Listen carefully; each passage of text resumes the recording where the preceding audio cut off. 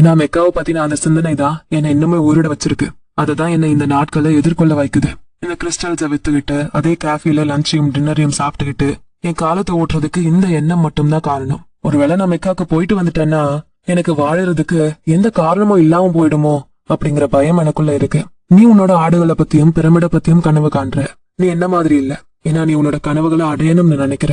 ஆனா நான் மெக்காவை பத்தி வெறும் கனவு மட்டும்தான் காண்றேன். பாலைவனத்தை கடந்து மெக்காக்கு போய் 7 முறை சுத்தி வந்து மெக்காவை தொட்டு பாக்குற மாதிரி எல்லாம் கனவு கண்டுட்டேன். இவன் என் பக்கத்துல யார் இருக்கணும், என் முன்னாடி யார் இருக்கணும், யார் கூட நான் பேசணும், என்ன பேசணும், எப்படி தொழுகணும், இப்படி எல்லாத்தையுமே நான் ஏற்கனவே கற்பனை பண்ணிட்டேன். ஆனா இதெல்லாம் நடந்துட்டா அப்புறம் என்ன? அதனாலதான் இன்ன வரைக்கும் கனவு மட்டுமே கண்டுகிட்டு இருக்கேன் அப்படின்னு அவர் மனசை விட்டு பேசிடுறாரு. அன்னைக்கு அந்த வியாபாரி நீ டிஸ்பிளேவை வை அப்படின்னு சாண்டியாகோக்கு பெர்மிஷன் கொடுத்துடுறாரு. எல்லாராலையும் அவங்க கனவுகளை ஒரே பார்வையில பார்க்க முடியாது. இதுக்கப்புறமா இன்னும் 2 மாதங்கள் கடந்தது. அவன் டிஸ்பிளேல வச்சிருந்த கிறிஸ்டல் கற்களை பார்த்து நிறைய கஸ்டமர்ஸ் வந்தாங்க. இன்னும் 6 மாசம் வேலை செஞ்சா நம்ம திரும்ப ஸ்பெயினுக்கு போய் 60 ஆடுகள் கிட்ட வாங்கிக்கலாம். அதுக்கப்புறம் இன்னும் 60 ஆடை வாங்கிக்கலாம். இன்னும் 1 வருஷத்துல தன்னோட ஆட்டு மந்தையே டபுள் ஆகும். அப்புறம் இதை வச்சு அரபியர்கள் கூட வியாபாரம் பண்ணலாம்.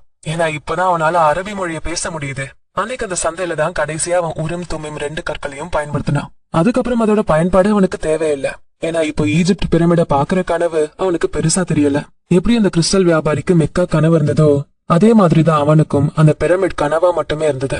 என்னதான் இருந்தாலும் அவன் பாத்துட்டு இருந்த வேலையில அவன் சந்தோஷமா இருக்க ஆரம்பிச்சிட்டான். ஒரு நாள் தாரிஃபால அவன் தான் வெற்றியாளனா நிப்பா அப்படிங்கிற அந்த நாளுக்காக அவன் காத்துட்டு இருந்தான். உனக்கு என்ன வேணுங்கிறத நீ கண்டிப்பா தெரிஞ்சு வச்சுக்கணும்னு அந்த அரசர் சொன்னது அவனோட நினைவுக்கு வந்துச்சு.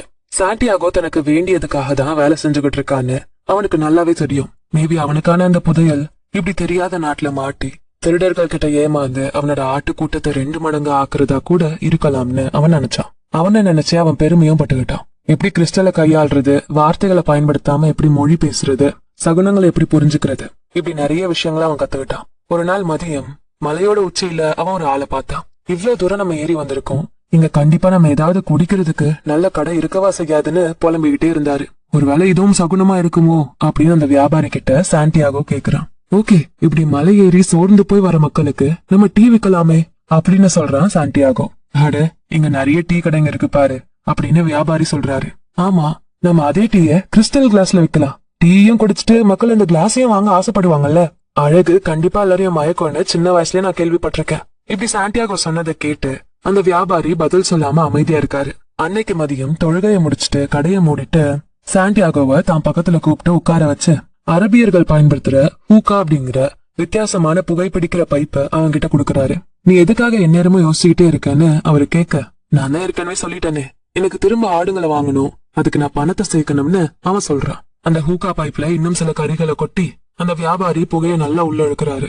நான் இந்த கடையை 40 வருஷமா வச்சிருக்கேன். எந்த கிறிஸ்டல் நல்லது, எது கெட்டது, இப்படி கிறிஸ்டலை பத்தி A to Z எல்லாமே எனக்கு தெரியும்.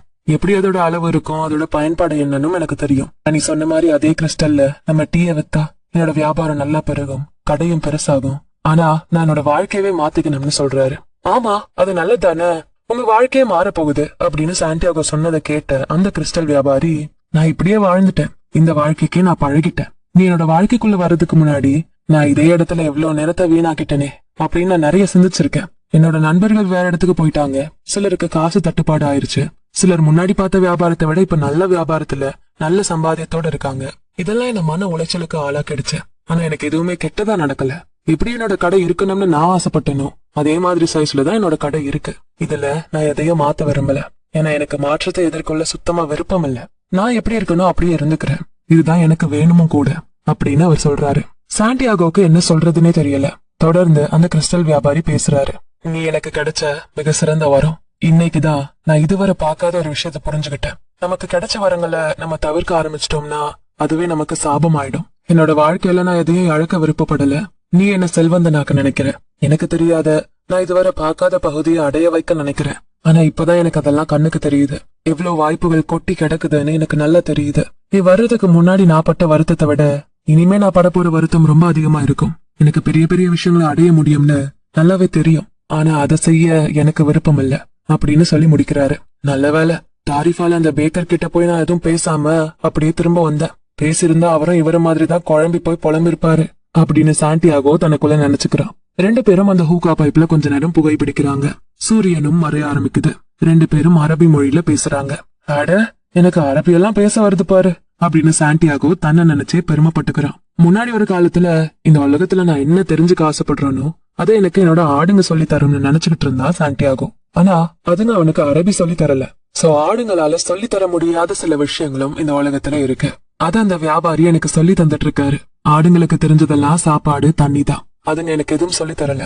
நான் தான் அதுங்க கிட்ட இருந்து கத்துக்கிட்டு இருந்திருக்கேன்னு சாண்டியாகோ தனக்குள்ளேயே நினைச்சுக்கிட்டு இருக்கான். மேக்டப் அப்படின்னு அந்த வியாபாரி சொல்றாரு. அப்படின்னா என்ன அர்த்தம் அப்படின்னு அவன் கேக்குறான். இத நீ புரிஞ்சுக்கணும்னா நீ அரேபியனா பிறந்திருக்கணும். உன்னோட மொழியில சொல்லணும்னா இது எழுதப்பட்டதுன்னு அர்த்தம். இப்படி சொல்லிட்டு தன்னோட ஹூக்கால இருந்து கரியெல்லாம் எடுத்துட்டு, நீ சொன்ன மாதிரி கிறிஸ்டல் கிளாஸஸ்ல டீ விற்க ஆரம்பி. சில சமயம் ஆறுகளை நம்மளால கட்டுப்படுத்தவே முடியாது அப்படின்னு சொல்லிட்டு அவர் போறாரு. அடுத்த நாள் ரெண்டு பேர் மலை ஏறி வராங்க. செம்ம டயர்டா இருக்காங்க. உச்சியை அடைஞ்சதுமே அங்க ஒரு கிறிஸ்டல் கடையில புதினா டீ விக்கிறத பாக்குறாங்க. அந்த டீயை குடிக்க போனப்போ அது அழகான கிறிஸ்டல் கிளாஸ்ல பரிமாறப்படுது. என்னோட மனைவி இதை எதிர்பார்த்திருக்கவே மாட்டான்னு ஒருத்தர் சொல்லிட்டு உடனே அவர் அன்னைக்கு நைட்டு வீட்டு விருந்தாளிங்களை கவனிக்கிறதுக்காக சில கிறிஸ்டல் கிளாஸஸ வாங்குறாரு. அந்த கிளாஸ பார்த்து வர விருந்தாளிங்க செம இம்ப்ரெஸ் ஆயிடுவாங்க அப்படின்னு நினைக்கிறாரு. இப்படி டீய இந்த கிறிஸ்டல் கிளாஸ்ல குடுக்கறது அதோட சுவையை இன்னுமே அதிகமாக்குது, அதோட வாசனையை இன்னுமே தூக்கி காட்டுதுன்னு இன்னொருத்தர் சொல்றாரு. ஓரியன்ட்ல கிறிஸ்டல் கிளாஸஸ் தான் டீ குடிக்க பயன்படுத்துவாங்க. அதுதான் அவங்களோட பழங்காலத்து வழக்கமும் கூட. ஏன்னா இதுல அற்புதமான சக்திகள் இருக்குமா அப்படின்னு மூணாவது ஆள் சொல்றாரு. இப்படியே மாறி மாறி அந்த டீய பத்தியும் கிளாஸ பத்தியும் பெருமை பேசிக்கிட்டே இருக்காங்க. சீக்கிரமே இந்த செய்தி எல்லா இடத்துக்கும் பரவ ஆரம்பிச்சது. நிறைய மக்கள் மலை ஏறி கிறிஸ்டல் கடையை பாக்குறதுக்காகவே வந்தாங்க. பழைய மாதிரி இல்லாம புதுசா ஏதோ இவங்க பண்றாங்களே அப்படிங்கிற ஆர்வத்துக்காகவே வந்தாங்க. டீயை கிறிஸ்டல் கிளாஸ்ல கொடுக்கற இன்னும் நிறைய டீ கடைங்க திறக்கப்பட்டது. ஆனா அது மலைக்கு மேல இல்ல. இருந்தாலும் அவங்களுக்கு பிசினஸ் பெருசா ஓடல. எல்லாரும் மலை மேல இருக்க அந்த கிறிஸ்டல் டீ கடையை தான் தேடி வந்தாங்க. இப்போ நிறைய வியாபாரம் போகுது. அந்த கிறிஸ்டல் வியாபாரி இன்னும் ரெண்டு பேரை வேலைக்கு வைக்கணும். அவர் நிறைய தேயிலைகளை இறக்குமதி செஞ்சாரு. நிறைய கிறிஸ்டலையும் இறக்குமதி செஞ்சாரு. ஆண்கள் பெண்கள் எல்லாரும் அந்த கடையில வந்து பொருட்களை வாங்கினாங்க. டீயும் குடிச்சாங்க. அப்படியே மாதங்கள் ஓடுச்சு. ஒரு நாள் காலையில விடியறதுக்கு முன்னாடியே சாண்டியாகோ முழிச்சிடுறான். அவன் ஆப்பிரிக்காக்குள்ள நுழைஞ்சு 11 மாதங்களும் 9 நாட்களும் ஆயிருச்சு. வெள்ளை லினன்ல அரபி உடைய அன்னைக்கு நாளுக்காகவே அவன் போட்டுக்கிறான். தலைக்கு போடுற துணிய ஒட்டகத்தோல்ல செய்யப்பட்ட ஒரு வளையத்துல பாதுகாப்பா வைக்கிறான். புது செருப்புகளை போட்டுக்கிட்டு மெதுவா படி இறங்கி போறான். சிட்டில இருக்க எல்லாரும் தூங்கிட்டு இருக்காங்க. தனக்காக சாண்ட்விச் செய்யறான். கிறிஸ்டல் கிளாஸ்ல இருந்து சூடா ஒரு டீய குடிக்கிறான். அப்புறம் சூரியன் ஒளிப்படுற வாசல்ல உட்காந்து ஹூக்காவை எடுத்து புகை பிடிக்கிறான். ரொம்ப அமைதியா எதை பத்தியும் சிந்திக்காம பாலைவனத்தோட வாசத்தை கொண்டு வந்த அந்த காத்தோட சத்தத்தை கேட்டுட்டு புகை பிடிச்சுக்கிட்டு இருக்கான். புகை பிடிச்சு முடிச்சதும் அவன் பாக்கெட்டுல கைய விட்டு என்ன இருக்குன்னு எடுத்துட்டு அப்படியே அங்க கொஞ்ச நேரம் உட்கார்றான். கொஞ்சம் பணம் அவன் கிட்ட இருந்தது. இதை வச்சு அவனால 120 ஆடுகளை வாங்க முடியும். கூடவே ரிட்டர்ன் டிக்கெட், அப்புறம் ஆப்பிரிக்கால இருந்து தன்னோட சொந்த நாட்டுக்கு பொருட்களை இறக்குமதி செய்ய லைசன்ஸையுமே வாங்க முடியும். பெரிய ஆளாகிட்டான் நம்ம சாண்டியாகோ. கிறிஸ்டல் வியாபாரி எழுந்து கடையை திறக்கிற வரைக்கும் அவன் காத்துக்கிட்டு இருக்கான். அவர் முழிச்சதும் ரெண்டு பேரும் டீ குடிக்க போறாங்க. நான் இன்னைக்கு கிளம்புறேன். என்கிட்ட தேவையான பணம் இருக்கு. நான் என்னோட ஆடுகளை வாங்க போறேன். உங்ககிட்டயும் பணம் இருக்கு. நீங்க ஆசைப்பட்ட மாதிரியே மெக்காக்கு போகலாம் அப்படின்னு சொல்றான் சாண்டியாகோ. அந்த வியாபாரி எதுவுமே சொல்லாம அமைதியா நிக்கிறாரு. உங்களோட ஆசீர்வாதம் எனக்கு வேணும். நீங்க எனக்கு நிறையவே உதவி பண்ணிருக்கீங்கன்னு சொல்றான். அப்போ அவர் எதுவும் சொல்லாம டீ போட்டுட்டு இருக்காரு. கொஞ்ச நேரத்துக்கு அப்புறமா அவனை திரும்பி பார்த்து, உன்னை நினைச்சு நான் ரொம்ப பெருமைப்படுறேன். நீ என்னோட இந்த கிறிஸ்டல் கடைக்கு புது உணர்வு கொடுத்துட்ட. ஆனா உனக்கு நல்லாவே தெரியும் நான் மெக்காக்கு போக மாட்டேன்னு. அதே மாதிரி நீயும் ஆடுகளை வாங்கி திரும்ப ஆடு மேய்க்க போறது இல்லைன்னும் உனக்கு நல்லாவே தெரியும்னு அவரு சொல்றாரு. உங்களுக்கு யாரு இதை சொன்னது அப்படின்னு அவன் கடுப்பாதி கேக்குறான். மக்தப், இது எழுதப்பட்டது அப்படின்னு அந்த கிறிஸ்டல் வியாபாரி பதில் சொல்றாரு. தன்னோட ஆசீர்வாதத்தை அவனுக்கு கொடுக்கறாரு.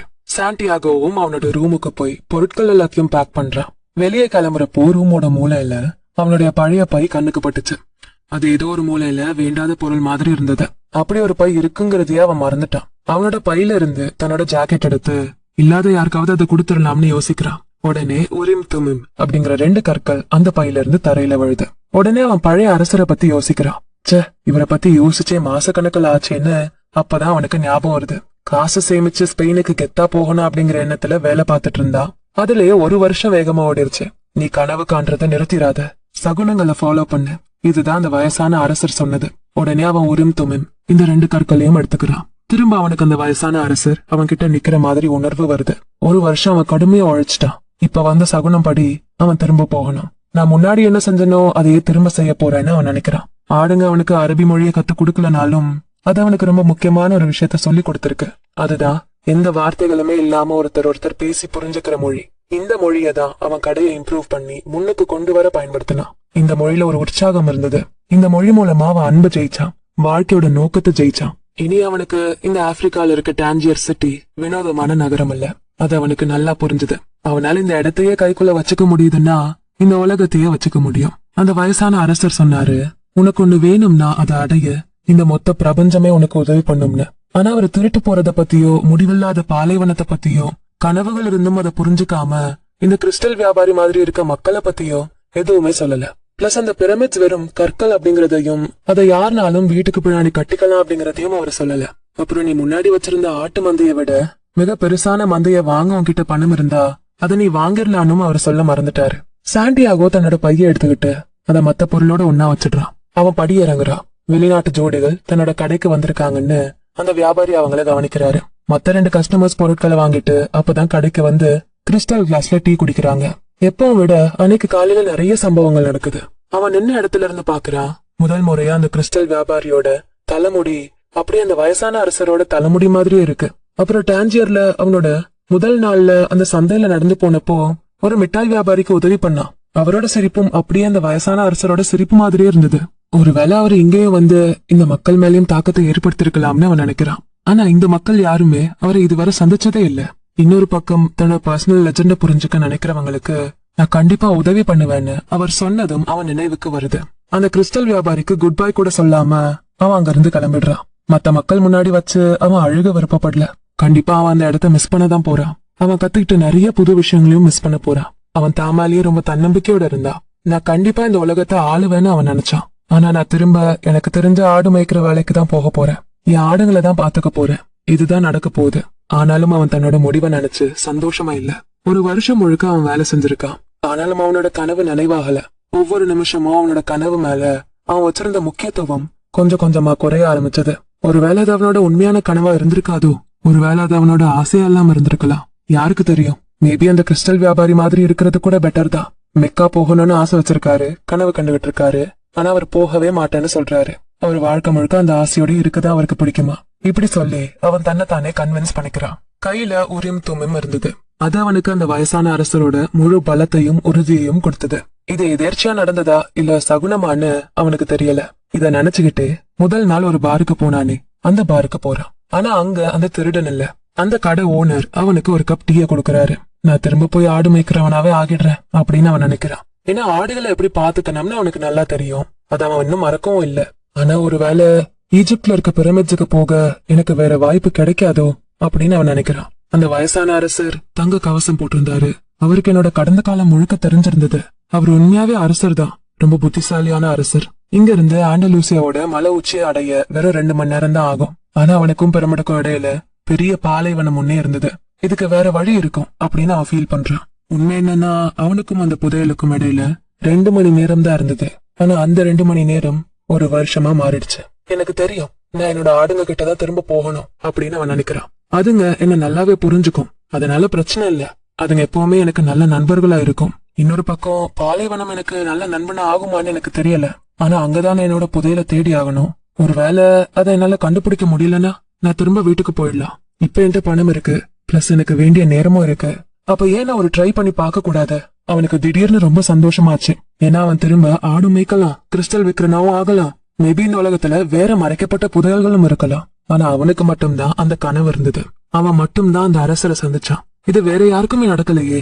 பார விட்டு வெளியே போறதுக்கு முன்னாடி அவன் நிறைய பிளான் பண்றான். அந்த கிறிஸ்டல் வியாபாரியோட ஒரு சப்ளையர் பாலைவனத்தை தாண்டி கிறிஸ்டல் கேரவேன் அப்படிங்கிறது அந்த காலத்துல வெவ்வேறு மக்கள் எல்லாம் ஒரு இடத்துக்கு ஒன்னா சேர்ந்து பாலைவனம் மாதிரி வறண்ட சூடான இடத்துல மொத்தமா பயணம் செய்வாங்க.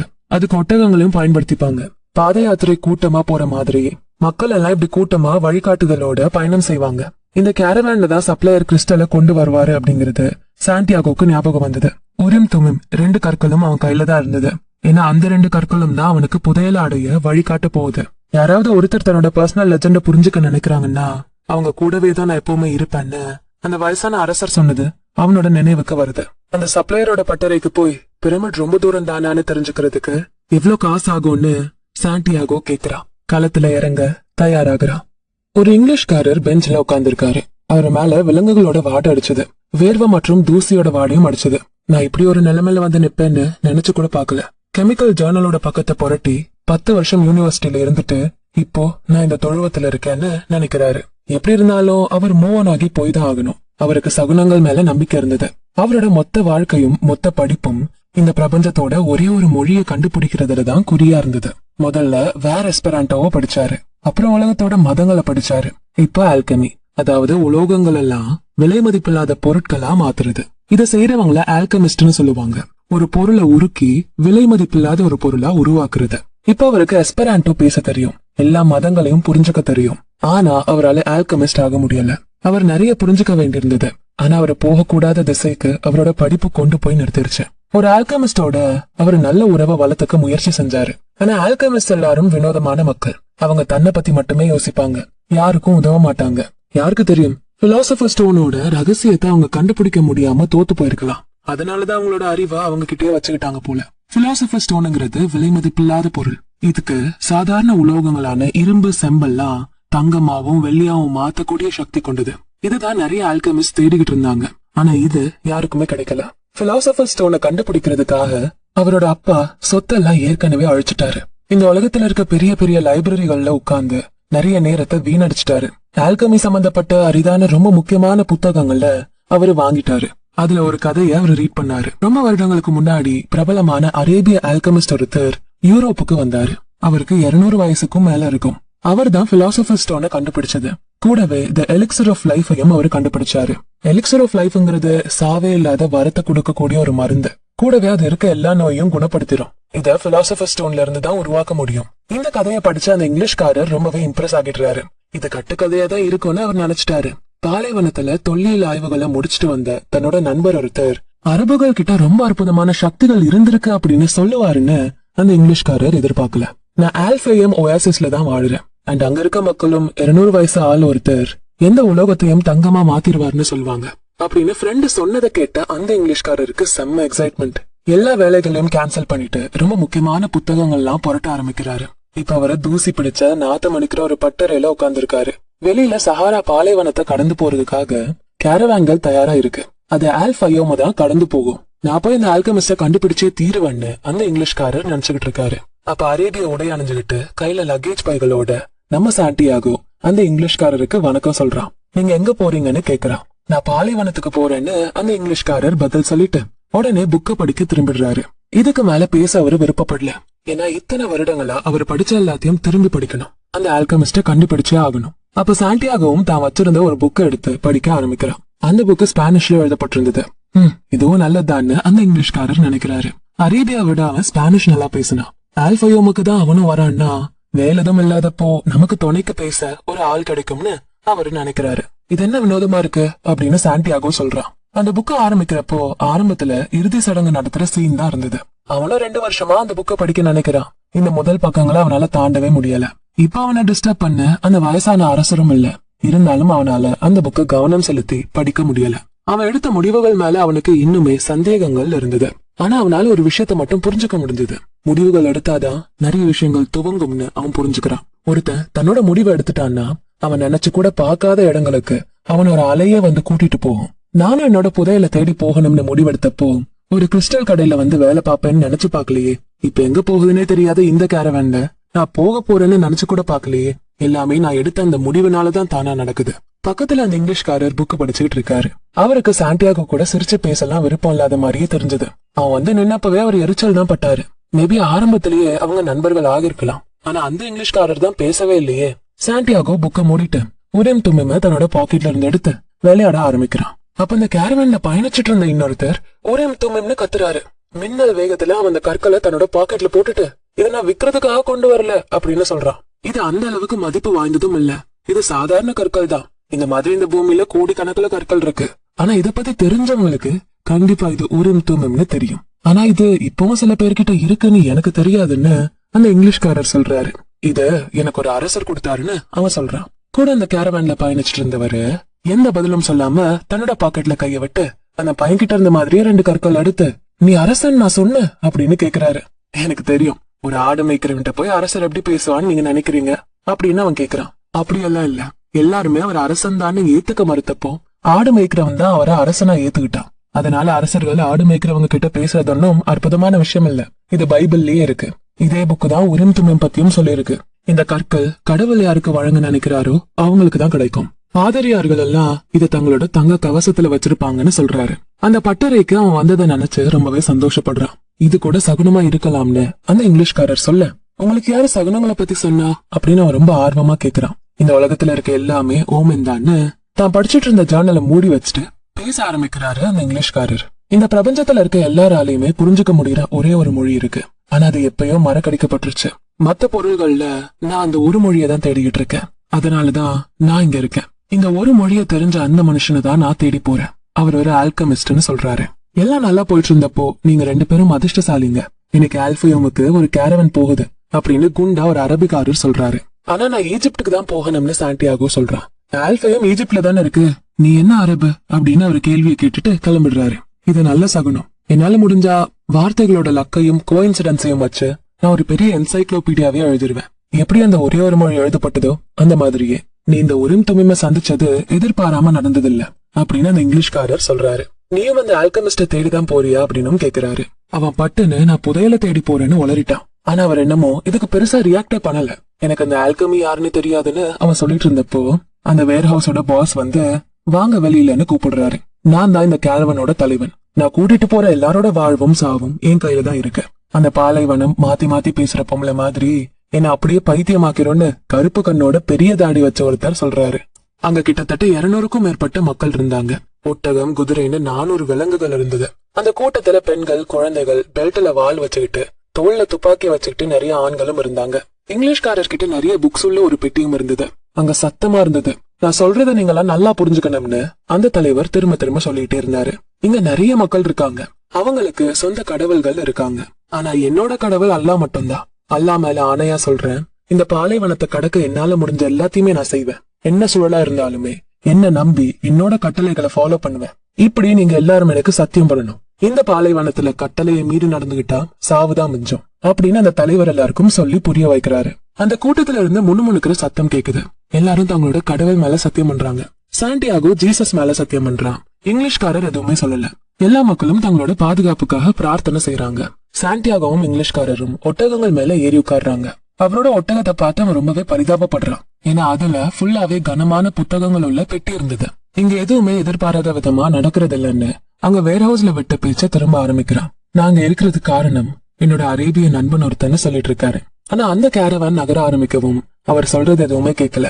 அவர் என்ன பேச வர்றாருன்னு அவனுக்கு நல்லாவே புரியுது. ஏதோ ஒரு வினோதமான செயின் ஒன்னை இன்னொன்னோட இணைக்குது. அதே செயின் தான் அவனையும் ஆடு மேய்க்கிறவனா ஆக்குச்சு. ஒரே கனவை திரும்ப திரும்ப வர வச்சுச்சு. அவனை ஆப்பிரிக்கால இருக்க சிட்டிக்கு கொண்டு வந்தது. அரசனை சந்திக்க வச்சது. திருட்டு போக வச்சு அந்த கிறிஸ்டல் வியாபாரிய சந்திக்க வச்சு இப்ப இப்படி பயணிக்க வச்சிருக்கு அப்படின்னு அவன் நினைக்கிறான். பர்சனல் லெஜெண்ட் கிட்ட நெருக்கம் ஆக ஆக அது உண்மையாக ஆரம்பிக்கும். கேரவான் கிழக்கு நோக்கி நகர ஆரம்பிக்குது. காலையில ஆரம்பிச்ச பயணம் சூரியன் உச்சியில இருக்கப்போ நிறுத்தப்பட்டு திரும்ப மதியத்துக்கு மேல பயணம் துவங்கப்பட்டுச்சு. அந்த இங்கிலீஷ்காரரோட அவன் கொஞ்சம் தான் பேசினான். ஏன்னா அவர் எப்பவுமே புத்தகங்கள்ல தான் மூழ்கி இருந்தாரு. விலங்குகளும் மக்களும் பாலைவனத்தை கடக்கிறப்போ ஒரு அமைதி தெரிஞ்சது. அன்னைக்கு நாள் ஆரம்பிச்சதை விட இது வித்தியாசமா இருந்தது. காலையில எல்லாம் குழம்பிக்கிட்டு சத்தம் போட்டுக்கிட்டு இருந்தாங்க. குழந்தைங்கள்லாம் கத்திக்கிட்டு இருந்தது. விலங்குகள் ஒரு பக்கம் சத்தம் போட்டுது. வழிகாட்டிங்க, வியாபாரிங்கன்னு சத்தமா இருந்தது. ஆனா இப்ப இந்த பாலைவனத்துல வெறும் காத்தோட சத்தமும் விலங்குகள் நடந்து வர பாத சத்தமும் தான் கேட்டுக்கிட்டு இருக்கு.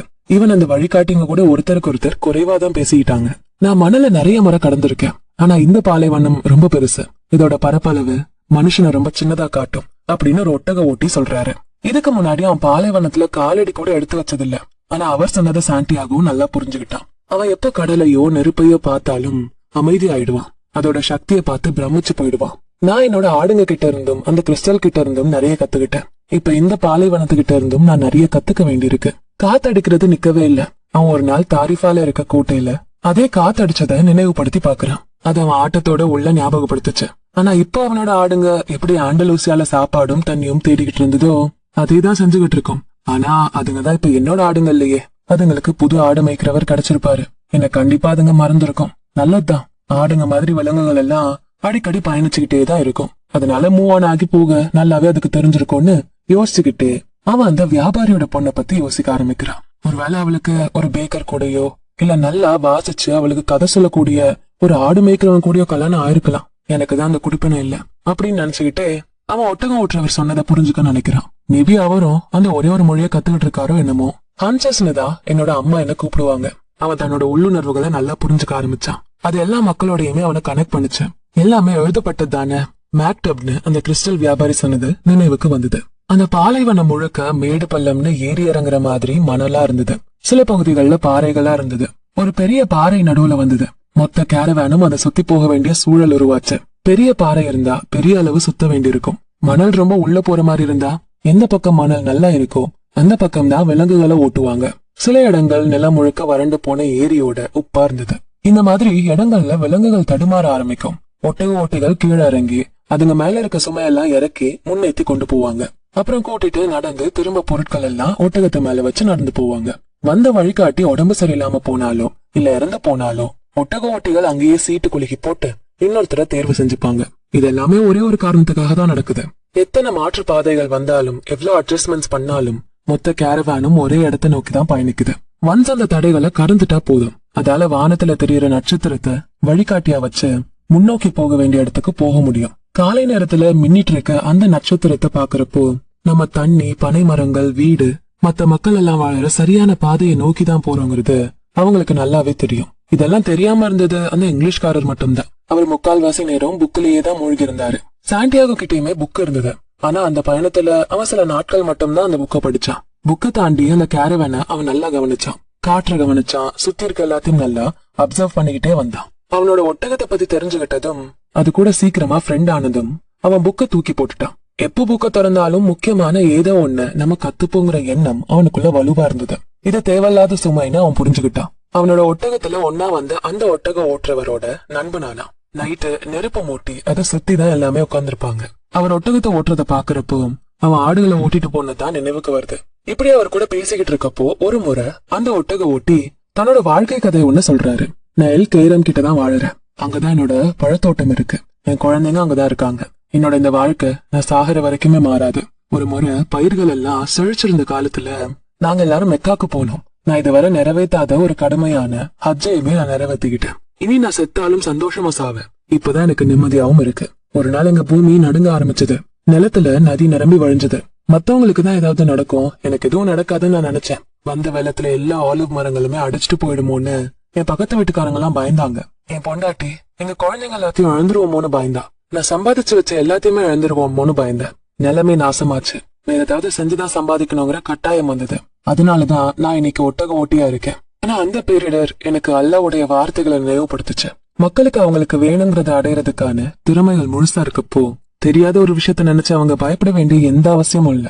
இதுதான் அல்லாவோட வார்த்தைகள். நம்ம கிட்ட இருக்கிறதெல்லாம் போயிடுமோங்கிற பயத்துல நாம இருக்கோம். அது வாழ்க்கை, பணம், சொத்து, பொருள் எதுவா இருந்தாலும் சரி. அதை இழந்துருவோமோ அப்படின்னு நம்ம பயப்படுறோம். ஆனா நம்மளோட இந்த வாழ்க்கையும் உலகத்தோட வரலாறும் ஒரே கையில தான் எழுதப்பட்டதுன்னு நமக்கு தெரிய வரப்போ அந்த பயம் காத்துல காணாம மறைஞ்சு போயிடும்னு சொல்றாரு.